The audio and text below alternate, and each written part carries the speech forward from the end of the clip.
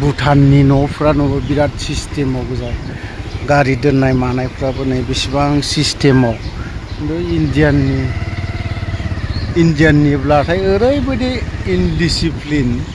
माने दा बुंसै आरोखि डिसिप्लिन गैया फल' खालामना फैनानै गथ'फ्रा गेलेदों ओरैबायदि मोजांखा भुटानाव बेरायफैदों आं दान्दिसे दिनैहाय दागगारियावहाय बेसेबां साफा गारिनि पार्किं दोनग्राफ्रानो सिस्टेमाव गोजा जानला मानला खारलाबायनो मोना नामा आलु बाजाराव हाबनि जों आलु लानि अबाव आलु बाजाराव लानि भुटान दागगारियावहाय ओरैबायदि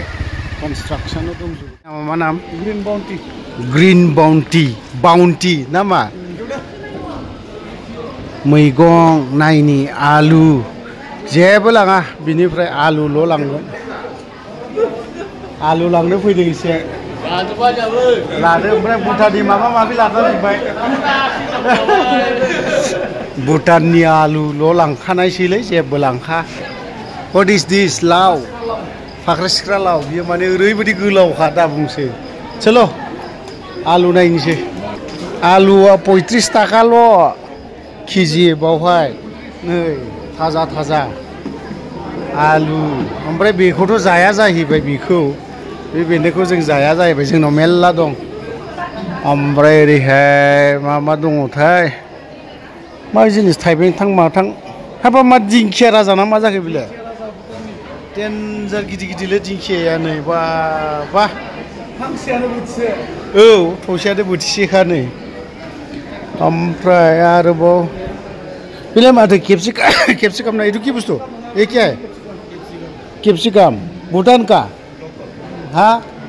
लोकल कितना है किलो ये 120 कैप्सिकम नोलै बियो फिसा कैप्सिकम बियो ओमफ्राय आलु लांनि र' भुटाननि आलु मा बाजार गिदिंग्रोनि एसे दिंखियाखौबा हले मानिबाय मिथु दिंखिया नै देन्जार गिदिर दिंखियाथार दिंखिया जुब नै आयु बिदिखौ जायालै दिंखियाया नै आयु दांनायदो एसे मिथुआ जानो लाबावबाय मुथा मोनसे आलुखौ लायो दा मिथु आलु नायग्रोजोबनोसै ने मिथुजों आंजों फैदों दागगारि ओमफ्राय मुलाया बेसेथाय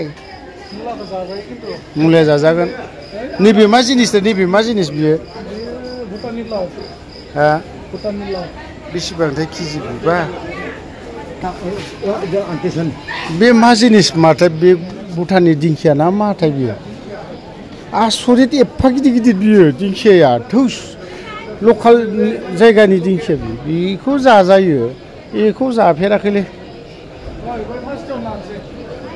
औ थ' सामब्राम गुफुर खुमब्रा आलु लायो औ आलु लानो फैदों खुमब्रा मा मोनो बिदि आरोखि बामथुमनानैल' लाखाबाय भुटाननि आलुखौ 35 थाखा किल' मोनबाय नालाय ओमफ्राय माबा माबिबो लाबाय थांनायसै एबार भुटान आलु लाबाय माबा माबि लाबाय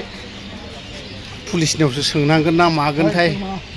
गेटआव डिस्टार्ब खालामोबा गैलेलै सयथिबो गाज्रावनाल' खारखानायलां भुटान जेबो डिस्टार्ब गैया दा ओरैबायदि मोजांखा बिराद डिसिप्लिनाव मेनटेन खालामो गारि पार्किं मा पार्किं गासिबो नै बिराद डिसिप्लिनाव सोलियो आरोखि ना बेफोरबो इन्डियाननि मानसिफोरबो फैयोबा भुटान दागगारि ओरैहाय खिन्थु जोंनि इन्डियानावबा आनडिसिप्लिन जेबो गैया डिसिप्लिन होननाय मोनसे मेनटेन खालामा पार्किंफोरखौ नाय मोजां पार्किंआव ग्रोब सोनानै दोन गोसो बायदि ओमफ्राय बावहाय दागगारि खाथिनि बर'फ्रा बयबो खरस लांफैजोबो हनै जोहोलावफोर खरस लाफैदों नामा एसे लाफैदों आलु लाबाय आंबो ओमफ्राय लाय आलु लाबाय भुटानाव बिराद डिसिप्लिनाव सोलियोलै मेनटेन खालामजोबो पार्किं इन्डियायाव मोनसेबो डिसिप्लिनाव गैया इनडिसिप्लिन जुग साइकेलब्लाबो नै मालाय हेलमेट गान जों भुटाननिफ्राय ओंखारनो नाजाबाय ओमफ्राय लोगोसे नै गेटबो मोनबाय जि मोजां नुखासैलै जायगाखौ आलु लाबाय ओमफ्राय माबा मोनसे फिसा फिसौ सिना जानानै इन्डियानि गारि जोब गासिबो इन्डियानि गेटआनो भुटान बर्डार गेट थ' आंनि भिडिअ बावहायनो जोबथ'नाय जाबाय।